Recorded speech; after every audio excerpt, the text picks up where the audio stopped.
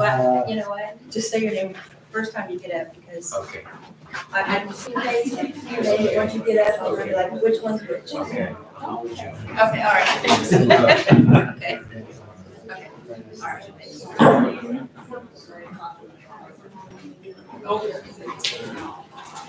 How are you at the front row tree? Yes. You at the front row tree? Find out back here. Excited to. Hopefully they can hear you. You're talking to the mic. We'll get for you, Jay. Oh, perfect. Thank you. Chris, you get our gift. I've got it, so I think I'm probably all right. And, Hi. good to see you too. Has mine for the judge, so. Okay.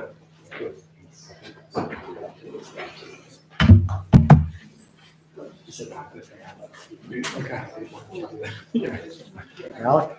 There you go. Thank you very much.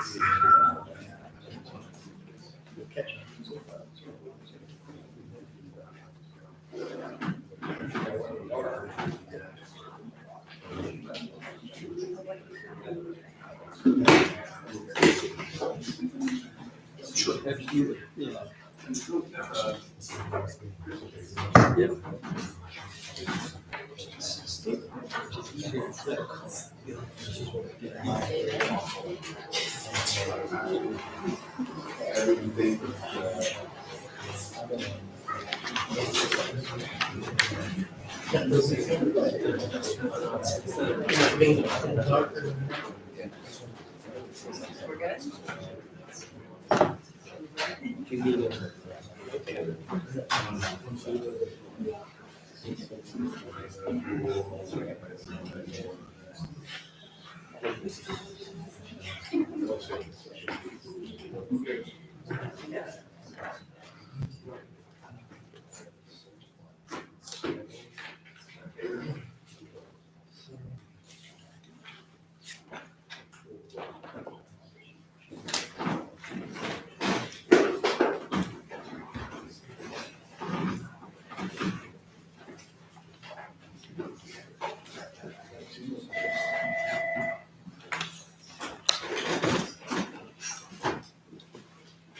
Georgiana.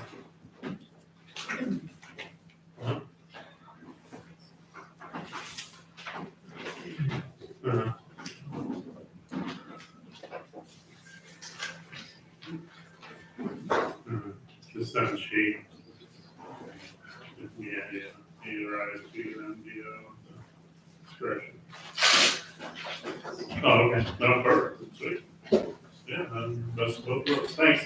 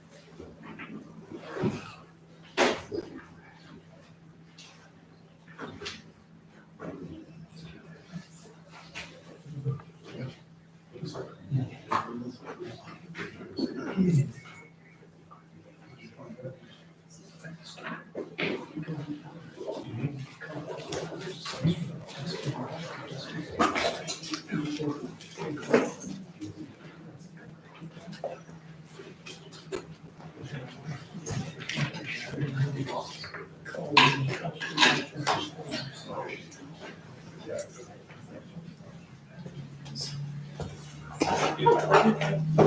my name, but just my name. All right, thank you. Thank you. I think that's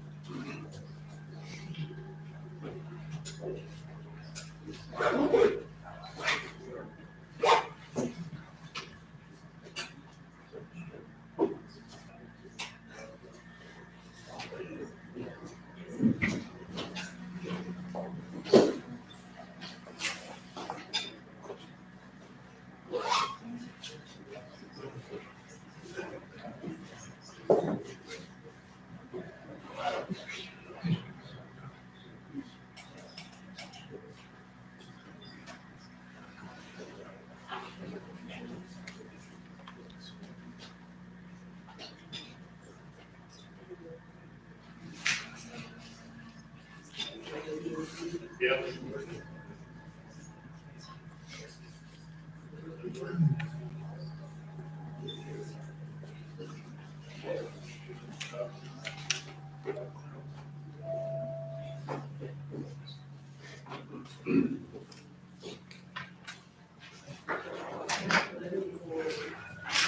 Everybody ready? Yep. We're ready, Judge. Sherry's here. Good afternoon, be seated, please. Okay, we got a big crowd. I guess we should have snacks. So this is Kroger's motion to dismiss, correct? That's right. And we've got some kind of, live feed, I understand, going on here, correct? Yeah, it's on there, Judge. And my understanding that we're gonna limit the number of attorneys speaking, because I'm not gonna listen to all of you, right? That's been worked out, correct? Yes. Correct. All right, so proceed. May it please the court, good afternoon, Your Honor. Good afternoon. Yeah, just make sure you're speaking that mic loud. There you go. I'm Jay Comp, I'm a partner at Morgan Lewis and Bacchius, and I'm representing Kroger today. Before I get started, I want to introduce Mr. Tony Matthews, who's head of litigation at Kroger. Good afternoon. Yeah. And Mr. Matthews is dressed for travel because he may have to leave partway through this hearing. I might too, go ahead. Sorry. Sure, so he may depart, just want to explain. Okay. So I want to thank the court, I want to thank the staff, and I want to thank the opposing counsel with all the logistics that got us here today, because there's been a lot of work towards this. Kroger's motions have two grounds.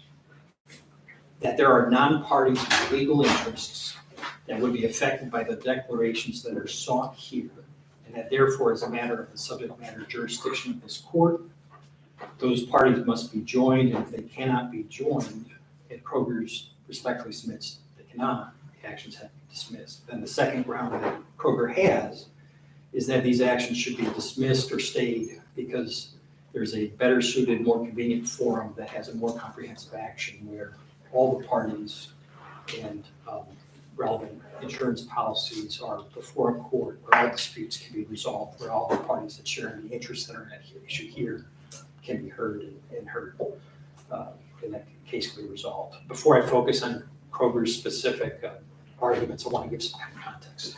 Okay. Can you talk a little louder? Sure, please? sure, yeah. The Chubb and National Union actions are directed at declarations concerning the construction of their policies and how they apply to the underlying opioid lawsuits. Insurers that issue policies and insurers that have potential liabilities under policies have legally protectable interests that are enshrined in every state's declaratory judgment act. to seek if they're going to be affected by a policy, constructions of those, how those policies are going to apply to underlying liabilities. Kroger's subsidiary, the Harris Teeter parties that are here, have that legally recognized right.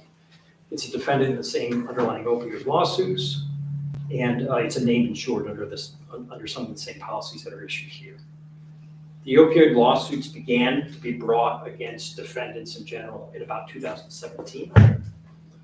Those suits claim that the defendant pharmacies, I want to focus on the pharmacy allegations because that's what's relevant here, that the pharmacies allegedly lacked adequate controls in distributing and dispensing opioids, that the opioids then were diverted beginning in 2000, from 2000 forward to the current day. So the actions were brought in 2017, 18, 19. So what's at issue in the underlying cases are the pharmacy's alleged lack of controls in distributing and dispensing opioids from 2000 forward, and that's important.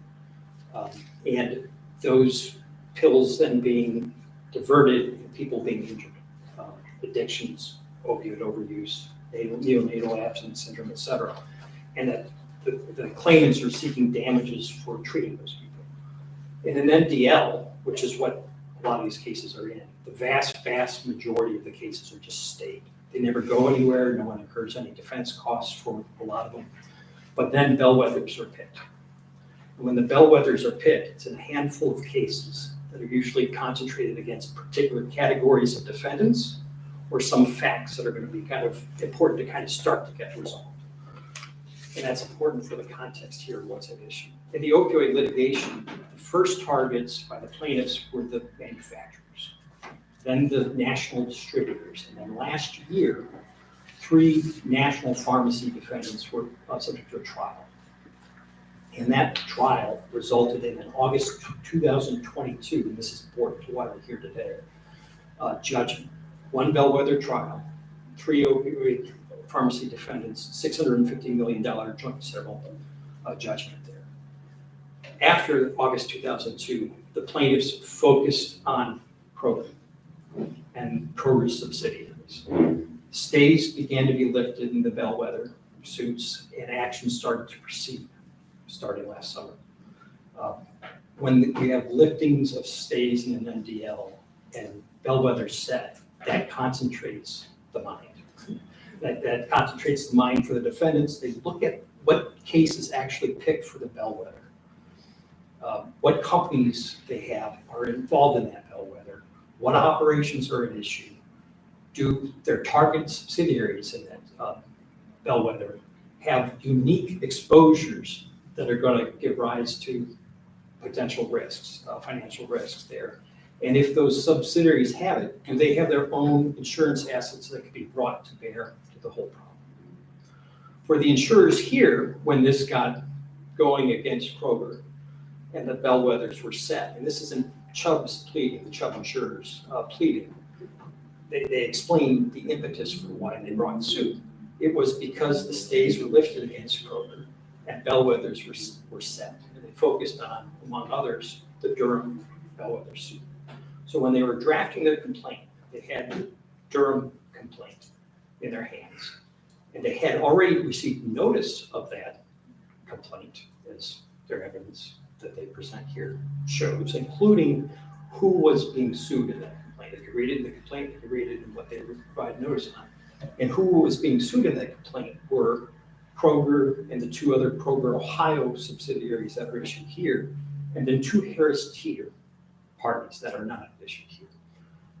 So Chubb knew all of this, and when it chose to bring an action here, it sued the Kroger company and the 2 Kroger Ohio subs. It didn't choose to sue Harris Teeter, even though it was in the bellwether that was there.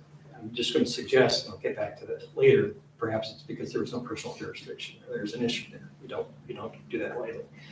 There's been an argument that Harris Teeter, well, where's the other subsidiaries? Why didn't Harris Teeter and Kroger have other Kroger subsidiaries bring an action in that North Carolina action if there's some kind of games going on? Harris Teeter's situation is different than the other Kroger subsidiaries. Harris Teeter was only acquired by Kroger in 2014. The suits began to be brought in 2017. The conduct at issue is from 2000 on to when the suits started to be brought in 2017 and the resulting injuries that flow from that. And so Harris Teeter's in a bellwether suit set for trial that has specific allegations about, it pleads it in the Durham, it's in our papers, and I don't want to go into all that if I can, but it's in our papers. And I read it. Yeah. So 2014 is pled in Durham, like you were acquired in 2014, your acts before that are at issue and after are at issue. And so Harris Teeter is different than the other Kroger subsidiaries because the other Kroger subsidiaries that are caught up as defendants in these suits were acquired by Kroger in the 1900s, the last century. So their acts or alleged acts before Kroger are not at issue in the underlying cases. Harris Teeter's is, and it's the subject of a bellwether suit. And the bellwether suit is often the ballgame in this litigation. When the bellwether suits are brought, major national settlements have flowed either on the eve of the bellwether trial or in the wake of it. That's certainly what happened after the August 2022. And so it's a big deal. There may be 747 other claims, most of them stayed, they're not driving some things. Durham's a big deal. It's so pled by Chubb in this complaint. Harris Teeter has a compelling need. It's not a manufactured thing, and a legally recognized right to seek to marshal all of its insurance assets, all of them, that could possibly respond to its liability in Durham bellwether suit. And so it's doing that, it's pursuing that in North Carolina. And Kroger, as its parent, is financially interested in Harris Teeter doing everything it can to advance its rights, both under the Harris Teeter policies that were issued to Harris Teeter before 2014 and under the policies that Harris Teeter's insured after Kroger acquired Harris Teeter. Why? Durham has allegations against both Harris Teeter and Kroger. How that case proceeds, what evidence is going to be presented in there could lead to a lot of different results. It could lead to a result of just a focus on Harris Teeter's acts and the resulting bodily injuries from pills being diverted even before 2014, but injuring people because it takes a while to sometimes have the pills to reach people through the black market, unfortunately, and all the weight that's happened after 2014. And so Harris Teeter has a compelling individual distinct right to have policies constructed, at least have a say in how the policies are going to be constructed, because it has this real live potential liability. And so Harris Teeter, along with Kroger, brought the action in North Carolina because Kroger itself is subject to this bellwether in North Carolina. It has operations, historic and otherwise, in North Carolina. It's subject to liability there potentially. And so it's a comprehensive action that includes all the parties and the policies that are at issue, that are at issue here, the underlying issue here, as well as dozens of additional insurance policies that were issued to Harris Teeter before 2014 by even additional insurers and some of the same insurers that are here. They insured Harris Teeter separately. They didn't name those policies in this action either. All of that dispute, and it's important to kind of underscore that, all of those policies, you can't bring them here. Those policies didn't insure any risk in Ohio because Harris Teeter didn't operate in Ohio, didn't do anything in Ohio, but it certainly didn't distribute or dispense opioids in Ohio. And so Harris Teeter's action is going to go forward in some form in North Carolina. Respectfully, I think, in all forms, or it should, but in some form, you have two different litigations that are going forward about the same underlying liability and rights as named insureds under some of the same policies. And so with that context, I'm going to work actually more methodically, I hate to say it, through some of the issues. Here's the Kroger's three main arguments is that Harris Teeter has a legal interest. It's a legal interest, not just a practical one, that would be affected by the declaration sought here. And so it's necessary. to be here for these actions to go forward. And Harris Teeter can't be joined here because it's been careful as a regional Mid and South Atlantic grocery chain that has operations just there. It's been careful too, as the U.S. Supreme Court put it, in describing the liberty interest of a company or anybody to have protections under the Due Process Clause, to structure its primary conduct in such a way that it has some minimum assurance as to where that conduct will or will not render it for a suit. And so there's important constitutional issues there, and it hasn't, as I'll go into, done anything directly or by an agent in Ohio to give rise to the cause of action. And so it can't be appealed here. And then our third argument is that there's this more convenient forum, more comprehensive action, North Carolina, where all the litigants are and can proceed and go forward. And having that happen versus two actions will avoid multiple or duplicative litigation and piecemeal litigation for sure. And so with that, I'm going to turn to, we lost the signal. Well, This is no signal. it's on. Is it on? Okay. Yeah, I just turned the screen down so we weren't watching.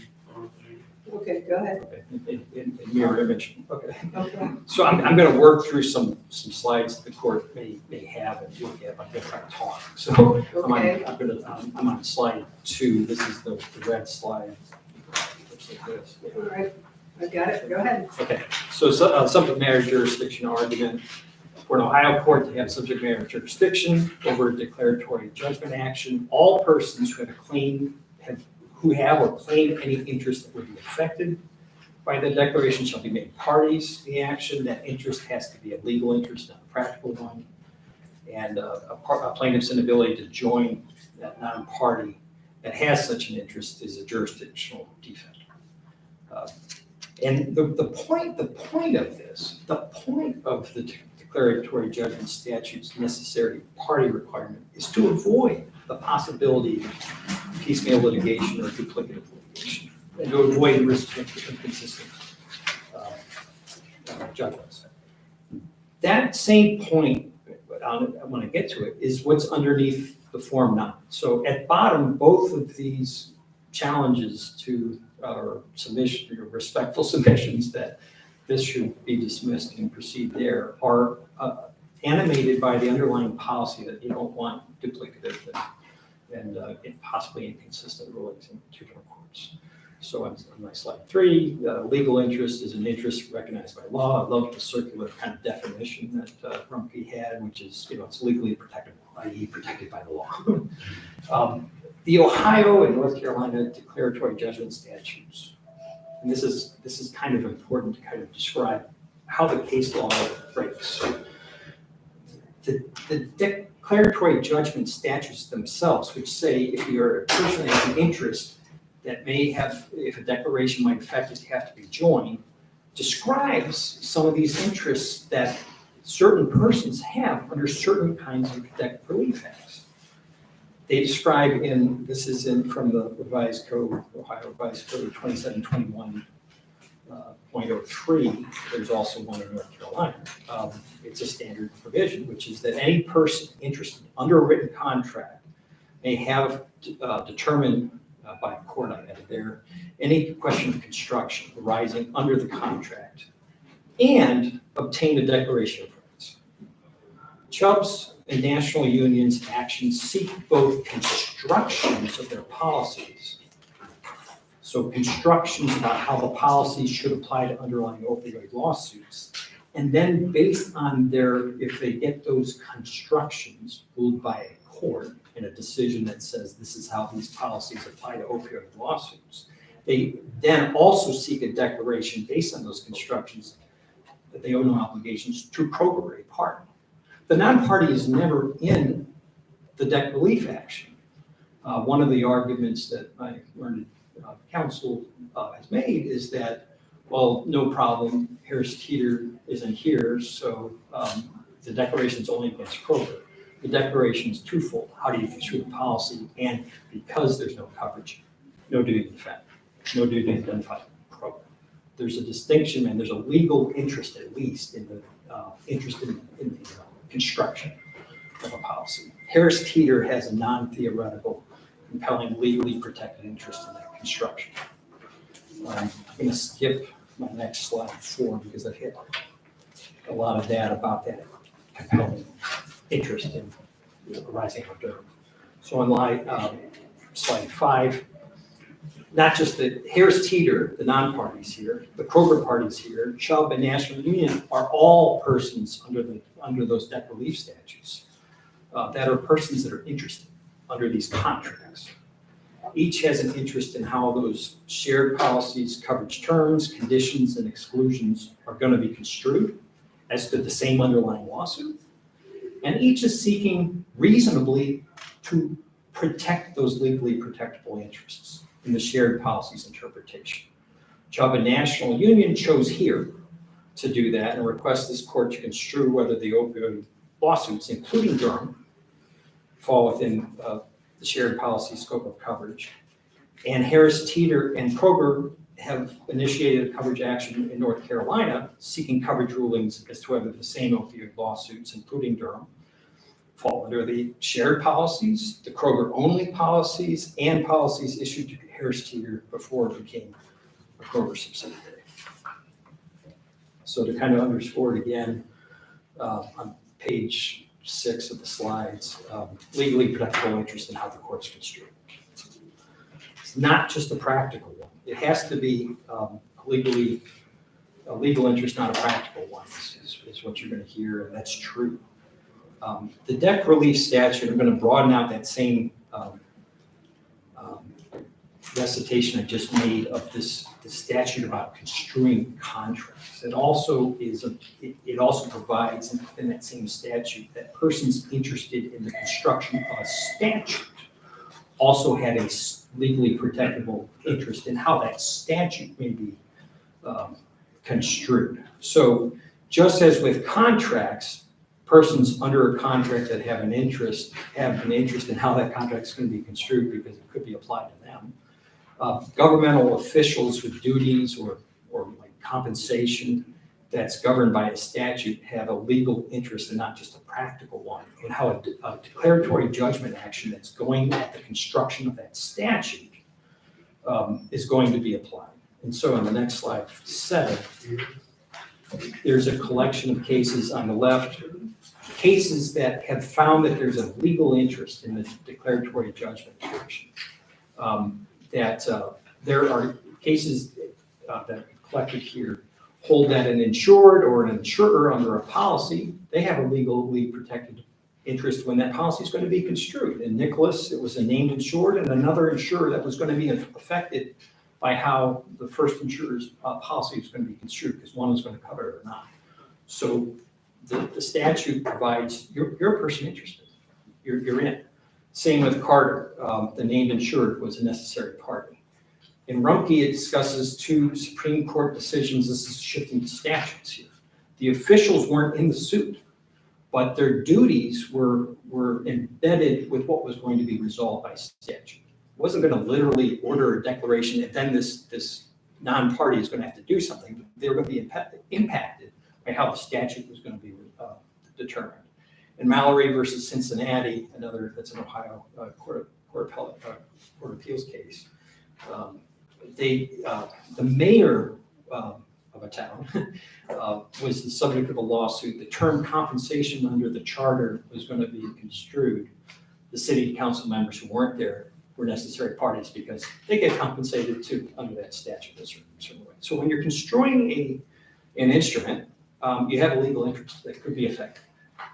By contrast, in Rumpke, the town there was a town that only had a practical interest because the underlying debt relief action didn't concern the substantive provisions of the statute that the town was interested in. It was, could the legislature pass this constitutional? The town doesn't have a standing or a legally protectable right to just weigh in and see, how that case could be resolved. And so it only had practical interest. So that's how the case is actually divided. So Slide 8. So when is a legal interest legally affected by a declaration? Looking at the second bullet there, this is from Chubb's and National Union's opposition. For a person to show that its interest is legally affected by a cause of action, it must point to some distinct legal right that will or could be affected by the declarations. That's at the insurer's opposition, page 18, quoting the Reister v. Gardner decision. The declarations construing the shared policies terms here in this action in Harris Teeter's absence will or could affect Harris Teeter's, as well as Chubb's and National Union's and Kroger's interest, their legal right in having the terms construed to determine whether the Durham lawsuit falls within coverage. If Harris Teeter sits on its rights and doesn't pursue an action in North Carolina, Chubb and National Union argue they're going to be bound by however this court is going to construe the policies, and Kroger can protect its interests. Kroger's here, so it's going to be bound. If Harris Teeter does continue, and it has to continue to press its rights in North Carolina, it could be affected by a declaration here. If a declaration here is entered earlier, and it's adverse, which I'm not going to presume, actually, to coverage, the insurers are going to rush to North Carolina and say, this is how Ohio court, Ohio. So you look at the building outside Ohio, there's a map of Ohio. They're going to say this several times in their opposition, and have. How this court construed it is at least persuasive, and you should do that. So whatever happens here is a would or could affect Harris Teeter, the non-party's rights to have this contract construed. It certainly would thwart, and this was that underlying public policy purpose. You need to bring people in because you're going to create possibility of piecemeal litigation. I'm going to skip the next slide, 10. I'm going to go to 11 and shift to the lack of personal jurisdiction. So Harris Teeter, it's Chubb and National Union's burden to show that the trial court has personal jurisdiction over Harris Teeter.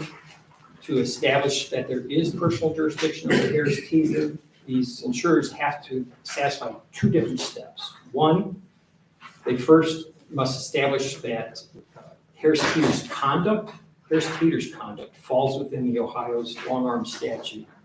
And then second, if it does, the court must consider whether the assertion of jurisdiction over this non-resident defendant would deprive the defendant of due process under the 14th Amendment. One way to satisfy the requirements of the long-arm statute is if the court has general jurisdiction over an at-home party. So on the next slide, no one's making that argument.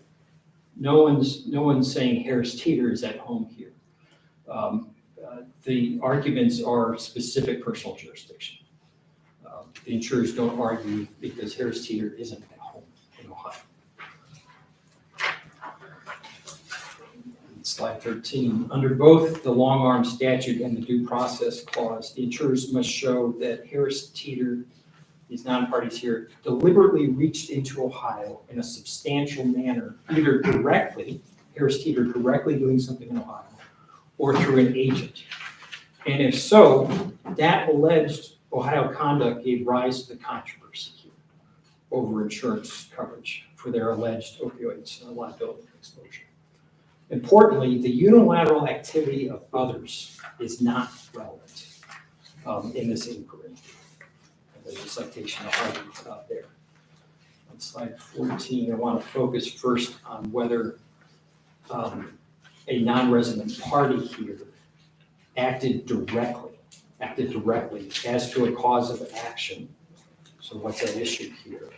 Arising from either transacting any business in Ohio or contracting to insure a person property risk located within Ohio.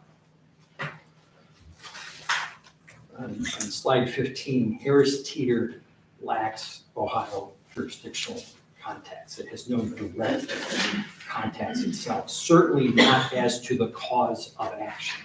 here, which is underlying opioid lawsuits that are arising from opioid distributions or Harris Teeter directly contracting to ensure its non-existent Ohio risks, because it doesn't have any under insurance. Harris Teeter's North Carolina corporation, principal place of business, and headquarters in North Carolina. It's been operating exclusively there in surrounding states since the 60s. A lot of this is in our briefs, so I don't need to kind of rattle that off, but it hasn't touched Ohio. So it has had no direct acts in transacting business here. And certainly not any acts that can give rise to the cause of action. On the next slide, on 16, as to Harris Teeter's direct acts, Harris Teeter didn't transact business in Ohio, certainly as to the cause of action, and Harris Teeter did not contract to insure any risks in Ohio. As to transacting business means, and this is defined in the Dalhousen case, is to prosecute negotiations, to carry on business, to have dealings. Harris Teeter didn't do any of that here in Ohio, not directly, and not, I'll get to that, by an agent. The mere existence of a contract in Ohio isn't enough. So the insurer's argument, there's a contract in Ohio. Okay, so Harris Teeter's automatically here. That's not enough under the law. Harris Teeter didn't participate in any negotiations for these shared policies, and nor did it undertake any performance in Ohio, especially giving rise to the opioid lawsuits. Merely benefiting from a contract that's entered into by another is not contracting under the Long Arm statute. And we have a citation there, Simmons v. Budd, that's an Ohio Court of Appeals decision there, where the daughter, there was no evidence that the daughter herself, rather than her father, the owner of the car, procured the policy. And so no showing that the daughter itself had personal jurisdiction. Harris Teeter has no insured risks in Ohio to insure. So it didn't, even if somebody else contracted to insure, it didn't contract to insure risks for Harris Teeter in Ohio. I'm going to skip 17. And so now I want to walk through whether Harris Teeter conducted any acts by an agent, as to the cause of action that's arisen here. And from that agent transacting business in Ohio or contracting to insure a person property risk located in Ohio. Slide 19. The party is an agent only if it's, quote, under the control of another, and then acted under the principal's direction.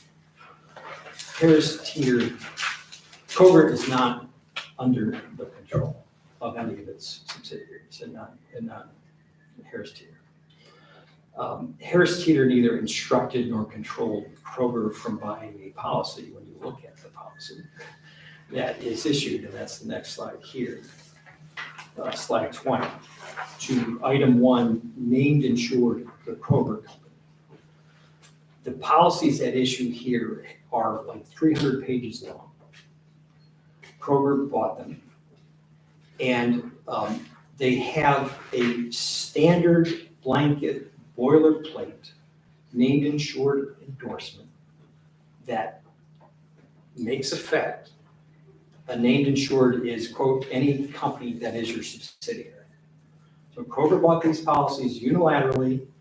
The policies automatically make a sub, a named insured. There is no active control by a sub saying you need to do this. This is just standard corporate practice in America. A corporation that has many, many subs. It wasn't, let's take a poll, how many of you 200 subs want this standard provision in this policy?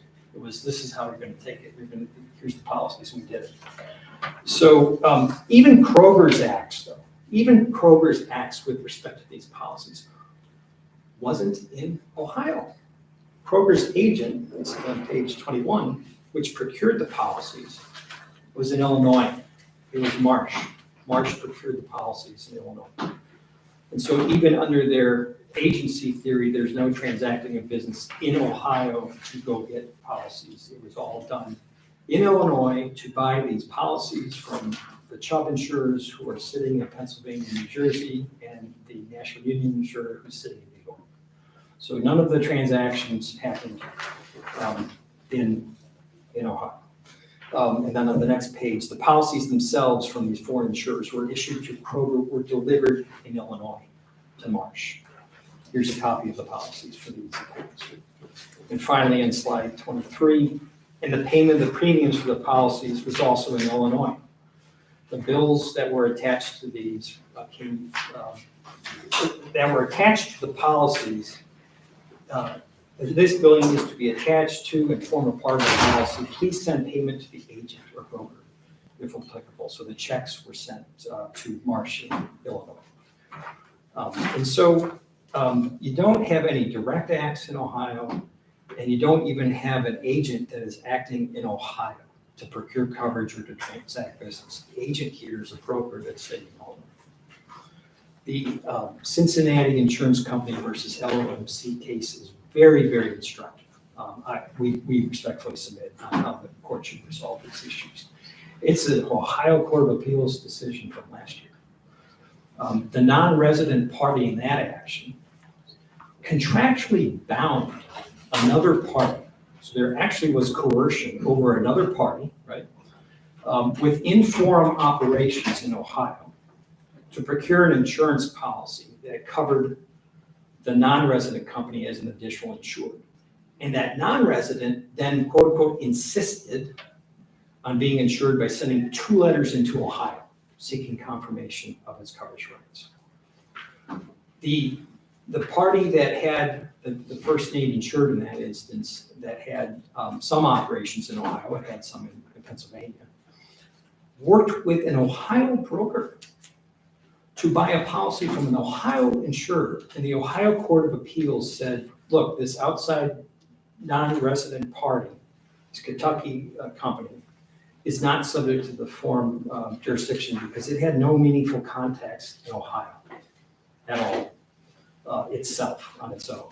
Didn't even look at the broker's contact in Ohio. The Ohio, they just stopped. There's no acts by directly, and so dismissed this case for personal jurisdiction grounds. Facts here are Kroger didn't insist or contractually do anything to its parent. Its parent bought boilerplate language that says you're named insured, you take it or leave it. Just having a contract in Ohio, it doesn't confer jurisdiction over everybody that's has rights under it. The policies lacked any Ohio choice of law clause, which also was the case in LOMC. So that court also found that significant there. All the broker location here versus LOMC was in Illinois. The insurers here at issue New York, New Jersey, and Pennsylvania. The Chubb and National Union cite the BP Amico case. That's in a Southern District of New York case. That was some unique coverage. That coverage wasn't, here's a standard form general liability policy. All of you subsidiaries, you're going to take it because I just added you as named insured with the standard boilerplate language. The facts in that case, when you look at it, is a project by project coverage that the foreign companies had decided to undertake when they decided to enter into the projects. And the court's reasoning there is, when you read it carefully, is that those foreign companies actually provided information specifically to get the coverage. They said, I'm in this big massive project, I want to be added to the whole thing. They submitted things to the BP. And so that court found that they chose to delegate, that they had mutual control over the agent and where the policy would be procured, et cetera. And that partner authorized the New York broker to solicit and negotiate the coverage. The broker there was in New York, in the forum, and the insurer was also in New York, or at least one of them, some of them. And so that's just a totally different situation here where a subsidiary Kroger is not under the control of Harris Teeter. The broker that procured the coverage didn't even do it in Ohio, and it procured coverage everywhere, elsewhere, not in Ohio. So Harris Teeter didn't engage in any conduct directly or by an agent to confer jurisdiction over it. And so it can't be joined. So finally, the Form Non argument. Form Non, this is my slide 25, it enables a court to dismiss a case when another court or forum is better suited to hear the matter on the merits. And the central purpose, the point of it is, which forum, the inquiry here is, how can I ensure that the trial is going to be convenient? Once a court has determined that an alternative forum is more convenient, common law doctrine requires the court to dismiss the action. Obviously, the court has to determine that. It's not, you're required, you have to first determine, and okay, it's more convenient. But once it does, that's the choice. Slide 26 is a rattling off, unfortunately, but it's all here, the different factors that the court is familiar with, the private interest factors that courts weigh, and the public interest factors. The private interests are for the convenience of the litigants, and the public interest, the convenience of the courts. There's some pass at a couple of these factors that the parties have kind of emphasized. The ease of access to evidence. The insurers say, well, there's a lot in Ohio. Kroger's headquartered in Ohio, and I agree, Kroger's headquartered in Ohio. There's personal jurisdiction for Kroger in Ohio, just to kind of go back to that. But coverage dispute, especially a liability policy, is principally questions of law. You take the policy's terms and you look at what's going on in the underlying suit. What deposition transcripts, what evidence has been provided that is going to create liability or not. And the question for the court relies often on just documents in the main. It's documents that are the most important thing. Other people testifying to things relevant on the edges, but really is there liability being confronted in the underlying suit that maps onto the scope of coverage or not. So it's a document intensive thing. And these documents in the underlying suits that are in 44 different states against Kroger are maintained electronically, and there's this ease of access to evidence. It's just not a factor that points in either direction. I want to jump down to the enforceability of judgment, just real briefly to kind of preview. One of the considerations in enforceability of judgment is, okay, is this going to result in piecemeal litigation? So that's a preview where I'm going to go a little bit on that. But it also, there is some of the policies that jump suit under, the ones that are the lowest layer of the program, the ones that are closer to being quote unquote ripe for obligations aren't really even insurance policies. They're fronting policies that Kroger is obligated to actually pay, but they don't have the paper yet.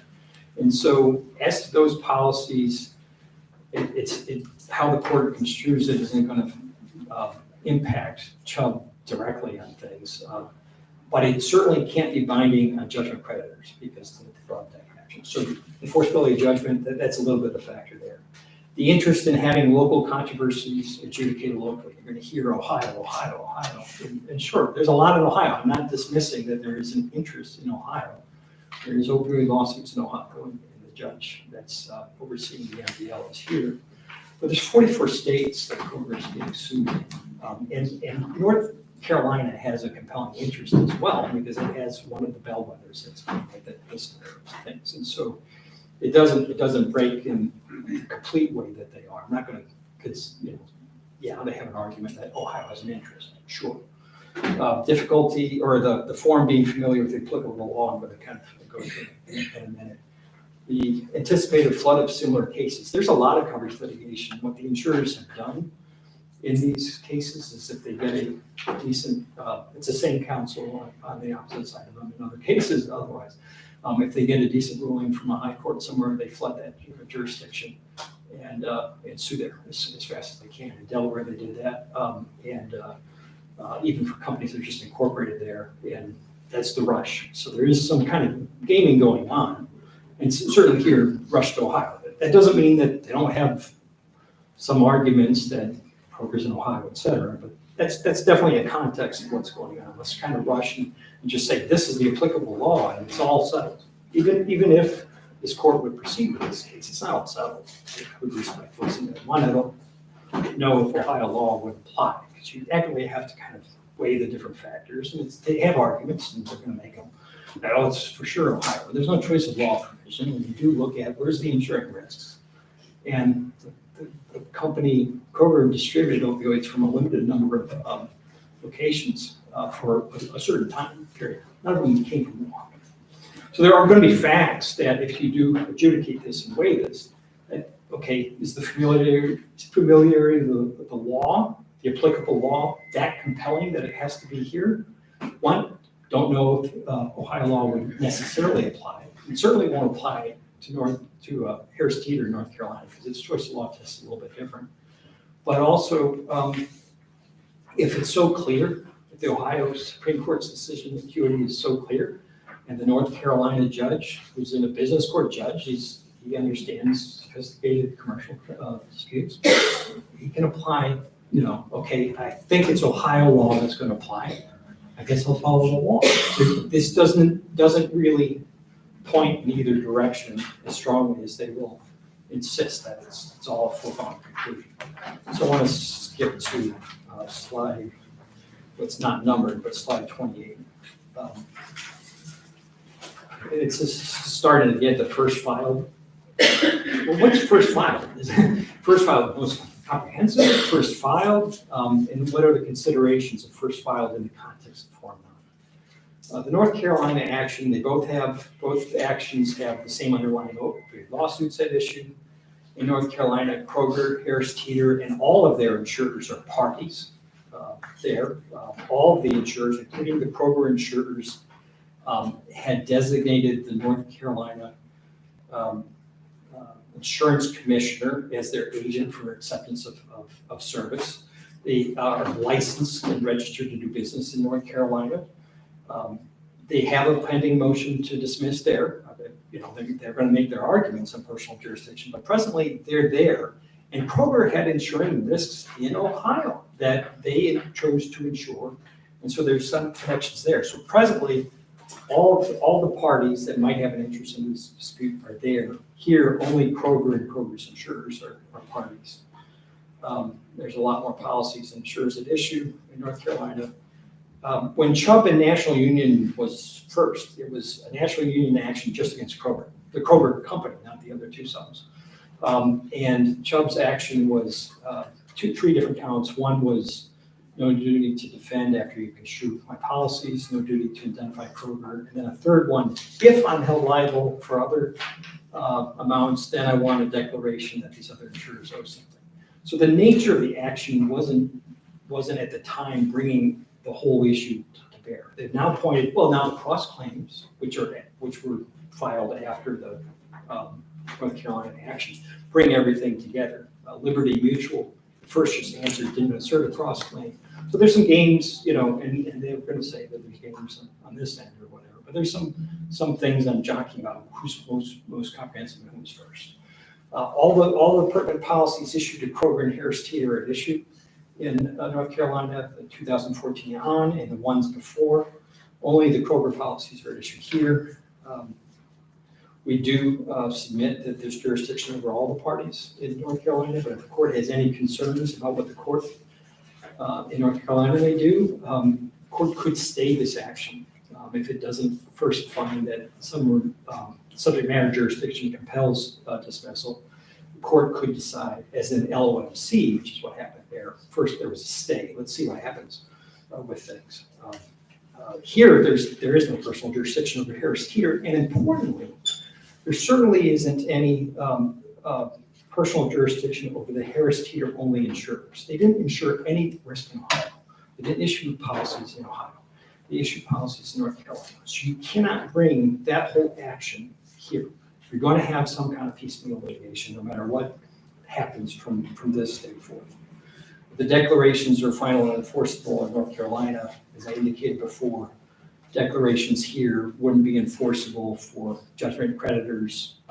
Kroger should be able to pay, is the argument back from the insurers, and that's fine, but there's a technical issue there that if something should happen, judgment creditors can relitigate the same issues here for that.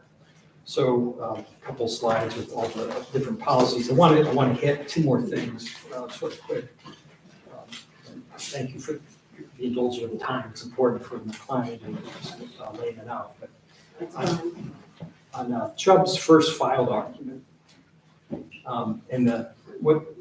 There's no first filed rule in the form of non-technical weighing. There is a plaintiff's choice of form matters, that's a factor. But the first filed rule technically is just a rule that applies against two Ohio courts having the same jurisdiction, but sure, a court can consider which one was first in the form non. That's absolutely the case. There's less deference when a foreign plaintiff brings an action on their choice, because the point of the rule to begin with, when it does apply, is to ensure that the trial is convenient.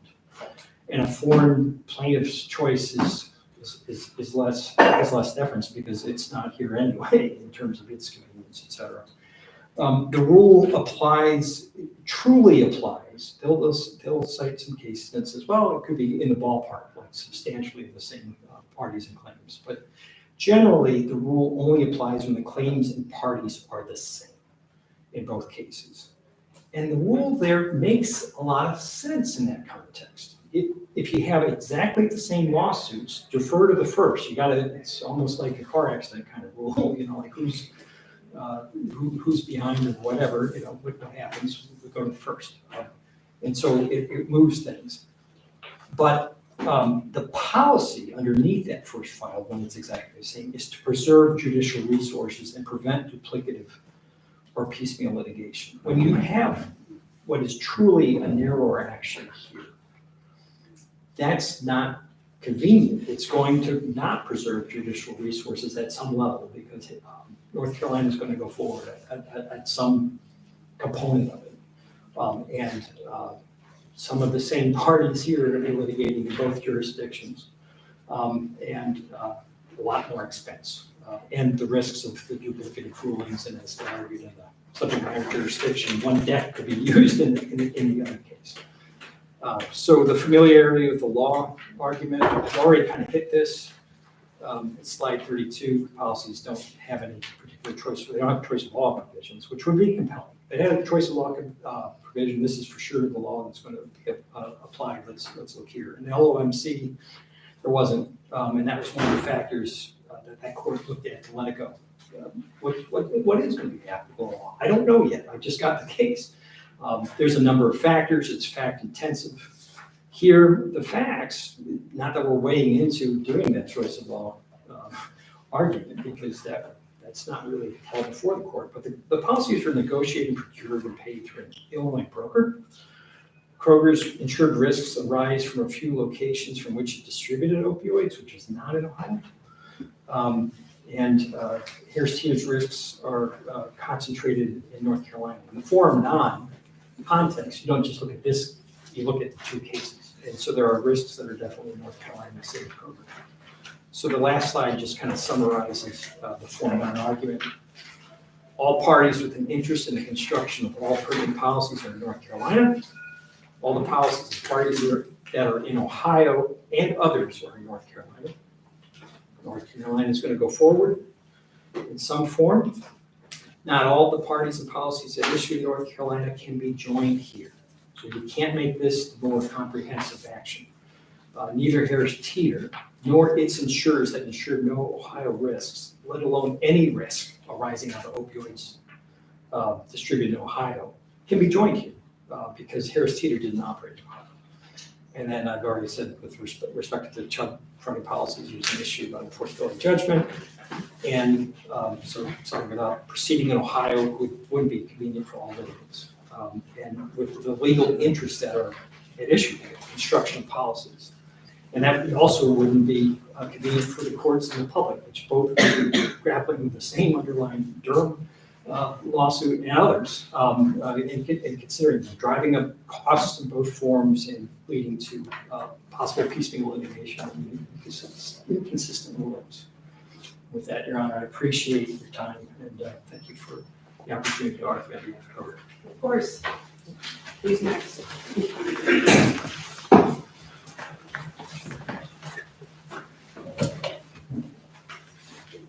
Sean, can you hear me? I certainly can. What's your name? Good afternoon, Your Honor. My name is Daniel Sullivan, Holo, Schuster, and Goldberg. I represent the Chubb insurer plaintiffs. That's Ace American Insurance Company Ace Property and Casualty and Federal Insurance Company. I'll be speaking on behalf of the Consolidated Action plaintiffs as a whole, but National Unions Council, Mr. Davis is here as well, and I will wish to amplify some points in particular with respect to the personal jurisdiction issues. But otherwise, we've kept it close, as Your Honor suggested. So let me start, Your Honor, by thanking you for your time and attention this afternoon. I know that all parties appreciate it, and we've worked together to make it go as smoothly as possible. I just wanted one housekeeping issue, Your Honor. We filed yesterday a supplemental, a notice of filing a supplemental affidavit of Wayne Banowski to attach 2 documents to complete the record. Up here somewhere, I think. Right. Oh, here it is. Go ahead. It's not, you know, they're not a huge song and dance, but we did it to clarify the record, and in particular to put in the last notice that the insurers had received from Kroger. So I may refer to that, and that's what I'm referring to. Your Honor, I have some demonstratives, which I'll get into in a moment. But before I do that, I just I need to get out that there really can be no mystery about what is going on. This is a dispute between Kroger and its general liability insurers.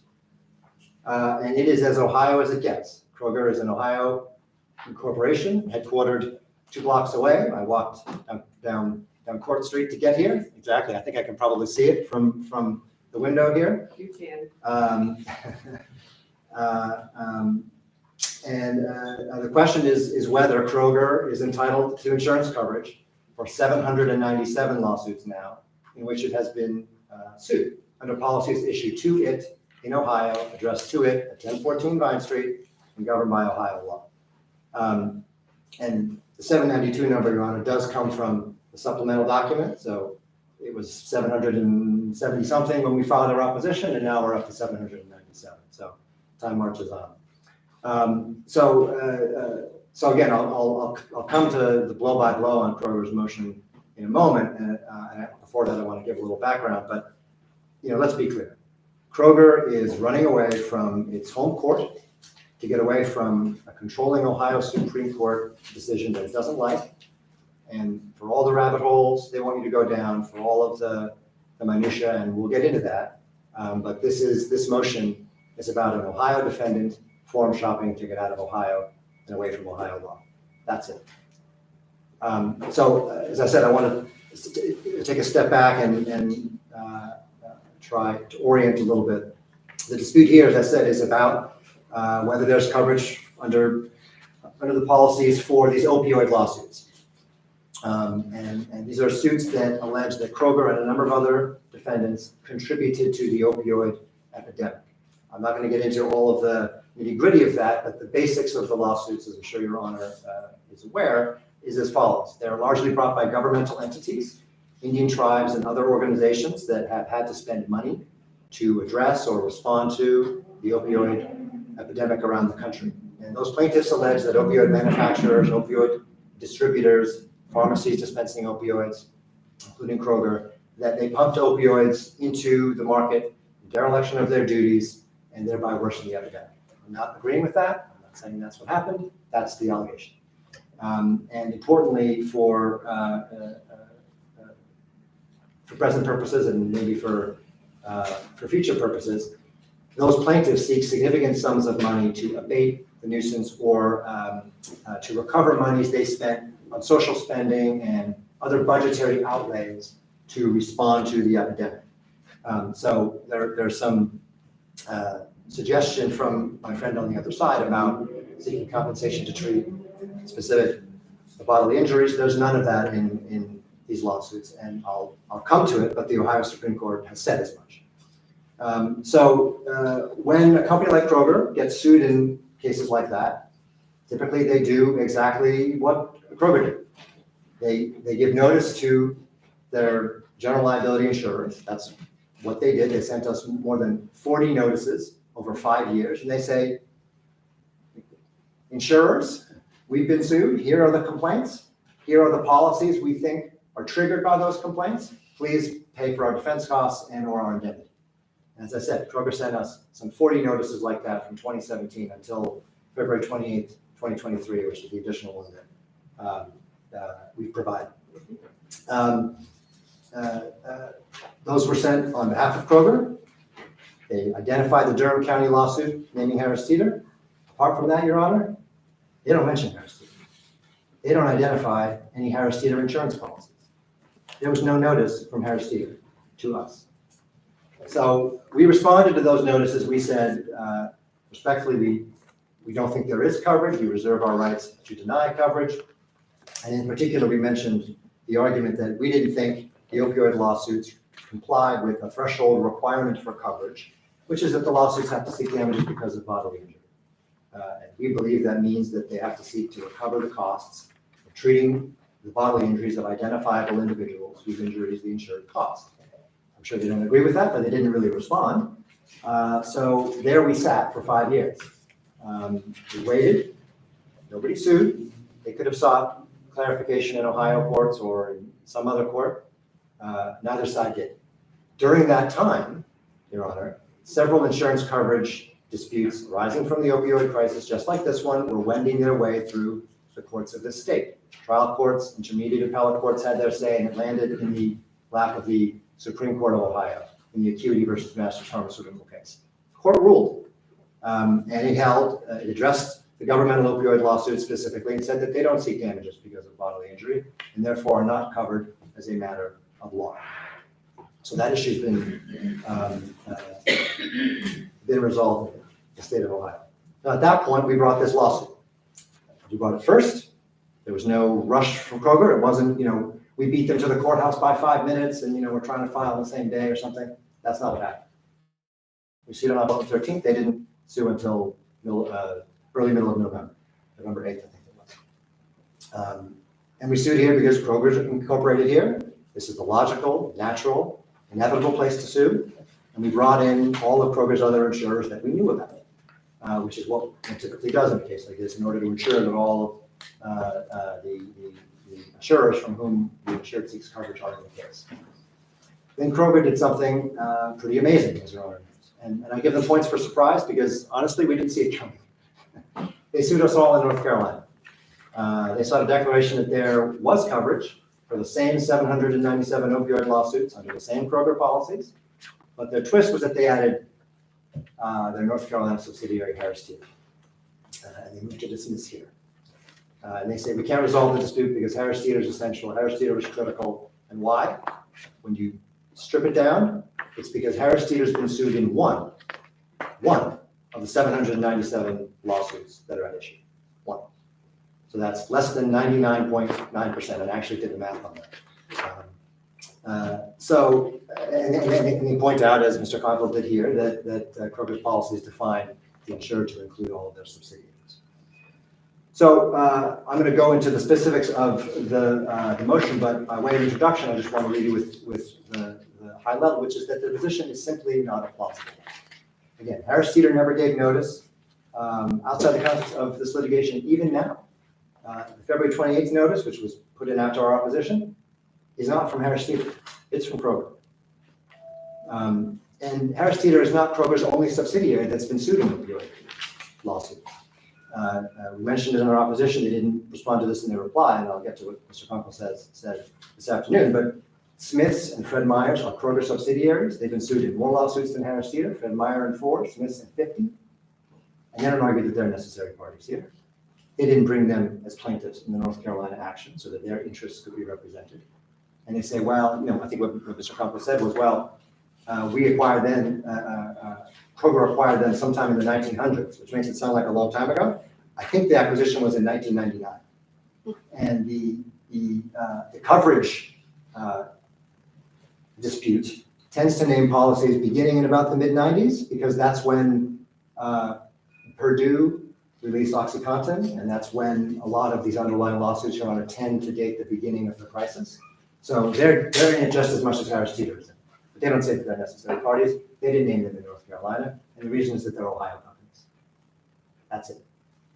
So, you put it all, and the last thing I'll say, Your Honor, is imagine if the Acuity case had come out the other way, right? And it had gone against the insurer and in favor of the insured, and they brought a suit here in Ohio, and we ran to North Carolina and said, no, whole thing has to be litigated down in North Carolina because Harris Teeter's in that one lawsuit.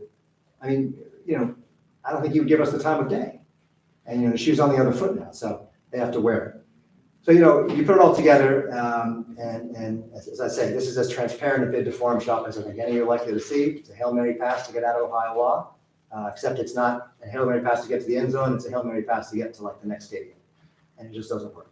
So I'll get into the specifics, and I've covered some of my slides already. Slide 2 is just kind of an agenda, as it were. So I won't spend time on that. That's just the issues in the order in which I'm going to address them. The second one, or rather, I think it's slide page 2, speaks for itself, Your Honor. I've already made this point. Kroger is an Ohio institution, located right here. So necessary party. This is really legally or doctrinally, this is the linchpin of their motion. Without this, the motion falls apart. So we have the rule set forth here from the Rumpke sanitary landfill case, and the rule is pretty straightforward. A necessary party is one that has a legal interest in the specific legal question that the suit will resolve. A practical interest is not enough, right? The courts have said that time and again. Now here, Harris Teeter has at most a practical interest. Why do I say at most? Because Harris Teeter arguably has no practical interest or no interest at all. Remember that, again, we were talking about 797 lawsuits in which Kroger has been named. Harris Teeter has been named in the one, a Durham County lawsuit. In that lawsuit, the amended complaint mentions Harris Teeter in 3 of its 765 paragraphs, and otherwise defines Kroger generally to include Harris Teeter and the other Kroger entities in the case. Kroger and Harris Teeter are litigating that case as one. They're represented by the same firm. They filed one answer. So in light of that, in light of this background, Your Honor, it's not clear whether Harris Teeter has any loss to recover at all. It's not been ordered to pay judgment. There's been no settlement. It's not clear if there ever will be one. And if there were a settlement, whether Kroger would foot the bill. And since in that Durham County lawsuit, Kroger's defense counsel jointly represents Harris Teeter, it may be that Harris Teeter does not even have defense costs separate from Kroger's at all, which would explain why they never gave notice. Because usually if you start to pay lawyers, you start to send notices to your insurers. They say, I think in an attempt to account for the timing, Mr. Conkle said, well, in August of 2022, there was this big bellwether trial, $650 million verdict, which, by the way, that was track 3. That was tried in Ohio, up in Cleveland. And they said, then we started to think about which of our subsidiaries had a distinct exposure. But they didn't give us notice at that point. If that were true, they would have said, well, it looks like Harris Teeter's got its own exposure. We better let our insurers know. That didn't happen. They sent plenty of notices between August 2022 and now. So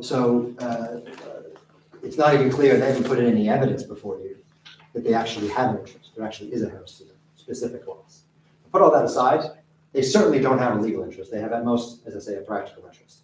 All the cases on necessary party that Kroger cites and that we found, they deal with situations where 2 different parties are competing either over the answer to a legal question or a pot of money. They're usually adverse to one another, right? And so the court says, well, I need to have all of the interests represented here. That's what the declaratory judgment statute is about. There is no, and this is now slide 4, Your Honor, which I think it speaks for itself, but the point is there's no precedent for Kroger's position. None. I think this is really important. If they were right, you think that some court somewhere in some state would have said something. They say in their reply brief, and I think Mr. Conkle said again today, this is a common thing, not uncommon in corporate America for a parent to put its subsidiaries under its insurance policy. And I think that's probably right. That's the case. And it's a necessary party under the Ohio statute, which frankly is not that unusual from a lot of other states' declaratory judgment statutes. And I think I heard Mr. Conkle say at the beginning of his presentation, words to that effect. This is kind of standard language under these declaratory judgment laws. If that's the case, there would have been some court somewhere that had said, whenever a parent is in an insurance coverage dispute with its insurers, any subsidiary that's been sued is a necessary party. No court's ever said that. And I think that's because, Your Honor, the parent will completely represent the interests of the subsidiary. The parent determines what the subsidiary's interests are. It's not as though Harris Teeter and Kroger are going to get into a fight and there's any question about who will win. You know, the parent owns the son. And, you know, insofar as this is a dispute about money, the money's going to the same till. And the other point to make, they say this in their brief, it's not as though, and this would be something that frankly the insurers would have to worry about, not them, but it's not as though we're subject to a double recovery. If money goes to Kroger, it draws down whatever's available under the insurance policy. So how does all this map onto the law? We sought a declaration that under the policy issued to Kroger, there's no coverage issued, no coverage owed to Kroger. Complaint didn't seek a declaration as to Harris Teeter. We did that because that was the dispute that we had at the time, and that is in fact the dispute that we have. But that's the question before us. And this is where I want to come back to Rumpke Sanitary Landfill, because I think it's really instructive. The test is a precise one. So in that case, the fight was about whether Coleraine Township, which I looked up and I understand it's a suburb of Cincinnati, and I want to make sure I got the pronunciation right. I hope I got it. But the question was whether Coleraine Township could apply its zoning laws to this Rumpke landfill entity. There was a separate litigation about that. And the state of Ohio passed a statute saying that public sanitation, the sanitation companies do not count as public utilities. And that would mean, if that was the case, that the township could apply its zoning laws to Rumpke landfill. Rumpke brings a declaratory judgment action to have the statute declared unconstitutional for violation of Ohio's one subject rule under the Constitution. And the township says, listen, we're in a litigation with Rumpke. We want to impose our laws against them. We're affected by this. We're a necessary party. Our Supreme Court said no. And their interest was very clear. If the statute were invalid, they can't, the township would not be able to regulate the company. The statute's upheld, they can't. Pretty direct. The court says, no, you don't have an interest in the legal question we're here to decide, which is whether the statute violates the one subject rule. I think that's very telling.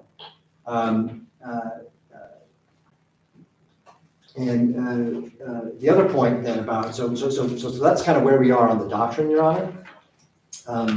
And I'll actually turn to slide 5 now, because this is the practical side, if you like, of the necessary party analysis. Kroger and Harris Teeter's own behavior shows, I think, that Harris Teeter's supposed interest in shared policies is illusory. So what we're looking at on slide 5, Your Honor, this is an excerpt of one of these notices. So the notice is a cover note, and then it attaches the complaints and the policies that are supposedly triggered, and they attach a massive spreadsheet. This is just one row. And each of the lawsuits is a row. So you see the column, the plaintiff counsel, original jurisdiction, current jurisdiction, etc. So what we're looking at is an excerpt from the June 7th, 2021 notice. This is Exhibit T to the Banowski affidavit. This is the row for Durham County, as you can see. What this slide shows is that when pursuing coverage, outside the context of litigation, when pursuing coverage, Kroger does not distinguish between its subsidiaries. They're listed under a column labeled Kroger. You can see there, we highlighted, that you got the Kroger Company, KLP1, KLP2, and the Harris Teeter entities. And then in another column labeled notes, the Kroger entities were added by short form, et cetera, et cetera. So, and it's the same, by the way, for Smith's, the same for Fred Meyer. All the subsidiaries are all wrapped up in one. And it's the same for the February 28th notice, the one that was issued while this litigation was ongoing. While we're in the middle of a forum fight, Kroger still can't bring itself in its notices to distinguish between Harris Teeter and Kroger. I think that is telling. The other thing that's very telling here, and I referred to this earlier, but the issue with Smith and Fred Meyer is a very important one. They're named in other opioid lawsuits, as I said, more than Harris Teeter. Kroger doesn't claim they're necessary parties. They didn't bring them to North Carolina. Their behavior can only be explained by forum shopping. They were actually concerned that Harris Teeter's rights, that Harris Teeter has a need to have its rights adjudicated, and it has a need to be in this case. Smiths and Fred Meyer would have a need too. They mentioned in their reply, but I think it's interesting. Our necessary party argument is not about the fronting policies. I will get to the fronting policies in a minute. They say it's not about the fronting policies, it's about the shared policies. That's so, Your Honor. The argument is that the situation is the same for every single one of Kroger's subsidiaries. He said himself that it's boilerplate language. So, and one other thing to point out about Smith's, Smith's is a defendant in certain lawsuits where Kroger is not, and those lawsuits are also on the notices. Smith's settled, Smith and Kroger settled their lawsuits with the state of New Mexico, 11 or so suits, and this was just approved by the MDL court on Friday for $85 million. So they've got, if there are losses to the subsidiary, Smith presumably has them, but Smith isn't here. So, and again, I think they've been silent on this other than to say that, well, they were acquired a long time ago. As I said, not so long ago, that they wouldn't have interest if their position is right. So, their argument on necessary party really creates an absurd result. As I said, it's very common for parents to put their subsidiaries under their insurance policies.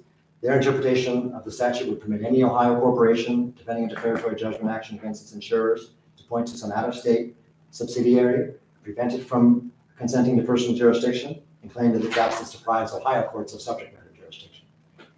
You couldn't sue Procter & Gamble in Cincinnati because, the Art of Shaving is a Florida company with New York headquarters. It might be the other way around, but in any event, you couldn't sue Goodyear because they've got tire subsidiaries in Indiana. I mean, it just doesn't make any sense. And again, if that remarkable proposition were actually the law, some court somewhere would at least address it, let alone adopt it. And the Rumpke test is sensitive to these kinds of realities. I just want to point out one other thing. One of the reasons the Ohio Supreme Court gave for holding that Colerain was not a necessary party in that case is because they said, well, if that one township is a necessary party, then they all are.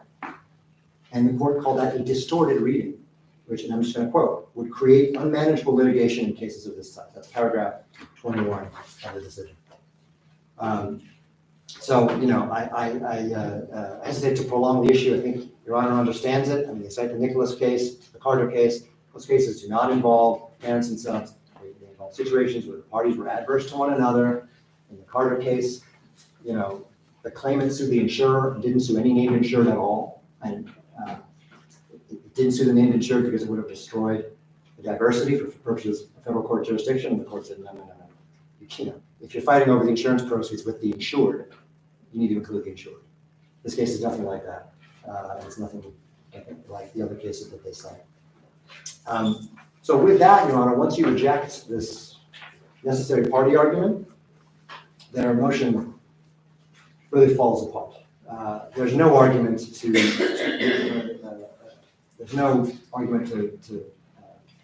why this case should be stayed or dismissed on form non-convenience grounds. And I'll get into the factors, but before you even get to the factors, this is the first filed action.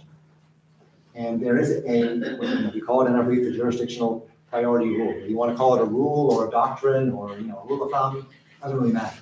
What they don't dispute is that it is applied in the interstate context.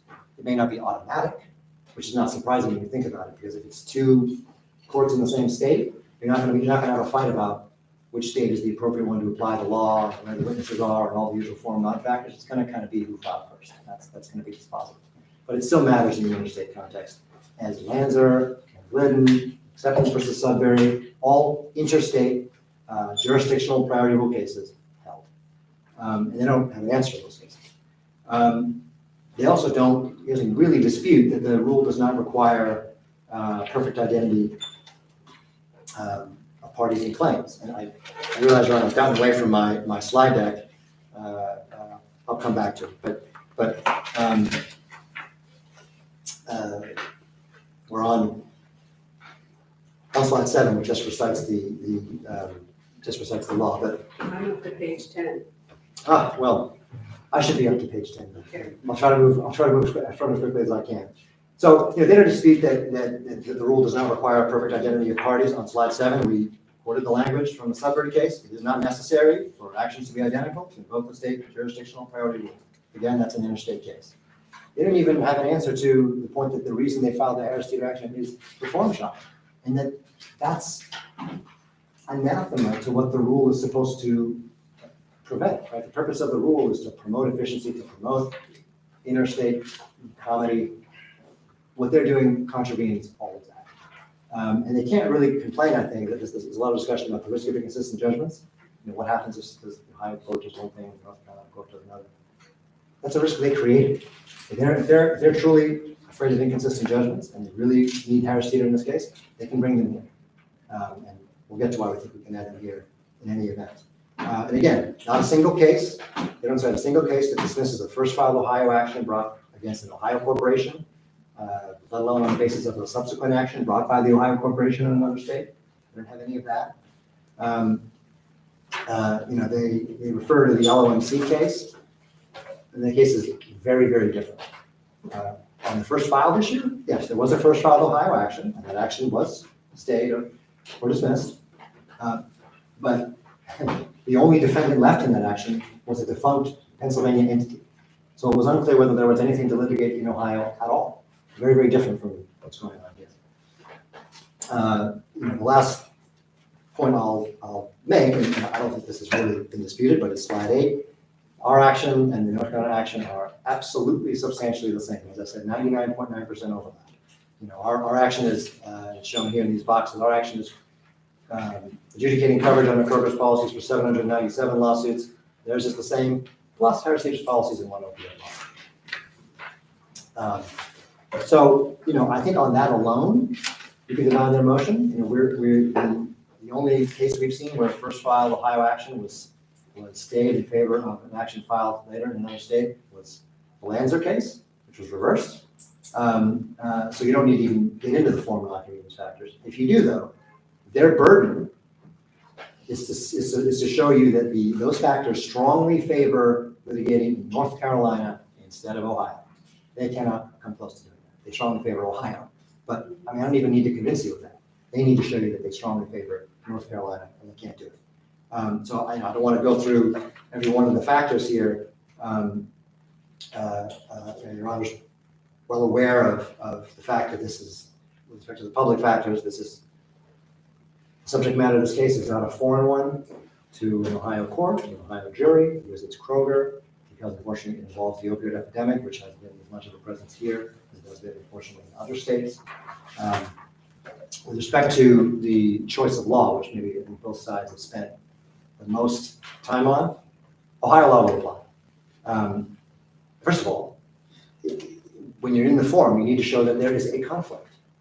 And given their motion, they need to show there's a conflict between Ohio law and North Carolina law, and that North Carolina law would apply. Otherwise, why are we going to North Carolina? They make some noises about maybe Illinois law applies, and I'll come to that. It doesn't. But they need to show that a North Carolina court will be better situated than an Ohio court to apply the law here. They can't do that. In a footnote, in a reply to everything's footnote 38, they cite a couple of North Carolina cases to show that there's a conflict. They don't show there's a conflict. The first case is called Murphy Brown, and we didn't have a chance to respond, so I want to make sure that I get it on the record. They cite this Murphy Brown case. It just recites general duty to defend principles, which are indeed broad. The case involves suits brought by individuals, which is exactly what the Acuity case said these opioid lawsuits are not. They cite the C.D. Spangler, a construction company case from the North Carolina Supreme Court.